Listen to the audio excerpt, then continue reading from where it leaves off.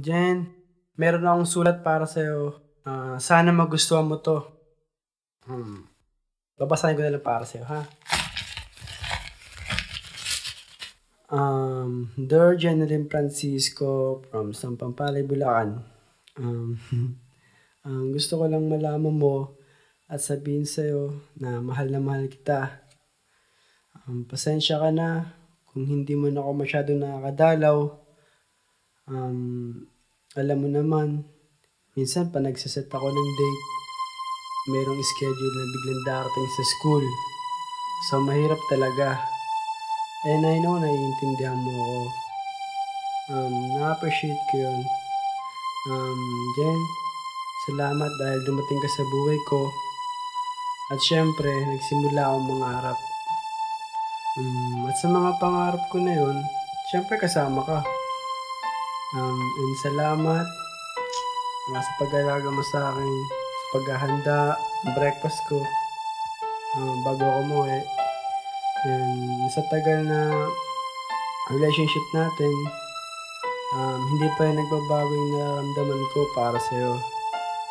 Mas lalo pa nga kita minahal. Sa dami ba naman ng mga pinagdaanan natin eh. Naalala ko dati, nag-aaway tayong dalawa. Kasi bakit daw napakatagal mong mag-reply. At napakatagal ko rin mag-reply. Yung pala mahina lang ang signal.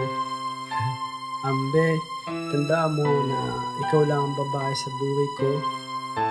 At hindi na magbabago. Hihintay na lang natin yung time na para sa ating dalawa. Salamat po. Huwag mong pabayaan ang sarili mo ha. Tutuparin natin yung pangako natin sa isa't isa. Sana magustuhan mo yung ginawa ko for you. Kung saan nagmula ang lahat. I love you so much. Your husband, Jay.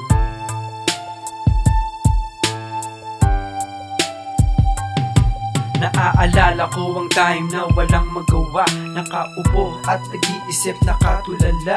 At hindi inaasahan na biglang may dumating ang kaibigan ko na may ipapakita sa akin na isang larawan na ubod ng ganda. Tibok na puso ko bigla na lamang nag-iba. Tinanong ko siya agad kung anong pangalan niya. Nalaman ko ang name niya, Jeneline pala. Kaya gumawa agad ako ng paraan kung papaano ko kaya siya matatagpo. Ang kinuha ko ang number niya at tinawagan ko.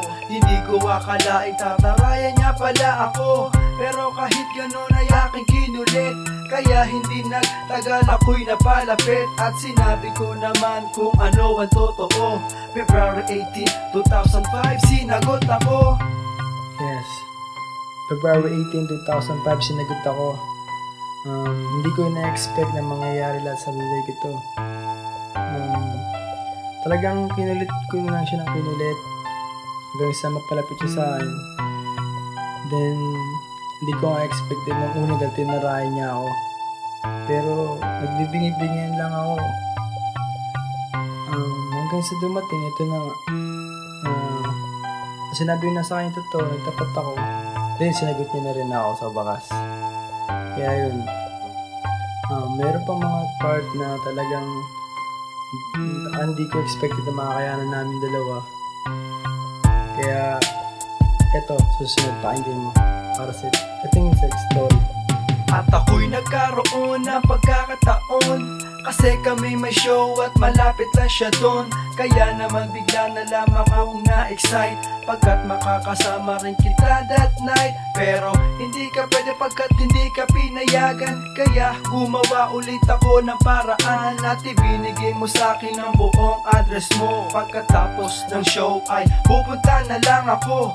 Hindi ko na inisip ang aking sarili kung meron man masama sa aking mangyayari. Pagkat that time ako'y kinakabahan kasi hindi ko man naman alam ang pupuntahan. Pero ito lamang ang tanging nasa isip ko. Mahal kita girl, lahat ay gagawin ko. Kaya naman ang humakbang ako, bumaba sa bus. Laking pasasalamat at nakita kita sa wakas. Yun, yung part na yun talaga ang kinakabahan ako. Hindi ko yung makakalimutan sa buong buhay ko. Dahil first time kong ginawa ko sa buhay ko yun. At first time ko rin pinatunayan sa sarili ko na dahil sa isang babae. At ikaw yun, Jen. Yun, ang ganda na pagkakataon kasi nagka-show kami doon pa mismo sa malapit na lugar nyo. So nagkaroon ako ng lakas ng loob para pumunta sa inyo. Makala ko nga nung una makakapunta ka sa show para makita ka, pero hindi ka pala pinayagan. Pero binigay mong sketch sa akin, pinuntahan ko. Yun, talagang kabadong-kabado ako kasi hindi ko alam kung saan ako bababa eh. Gabing-gabi na nun, di ko nainisip sa sarili ko kung may masama mangyayari sa akin. Basta para sa'yo dyan, mahal na mahal kita.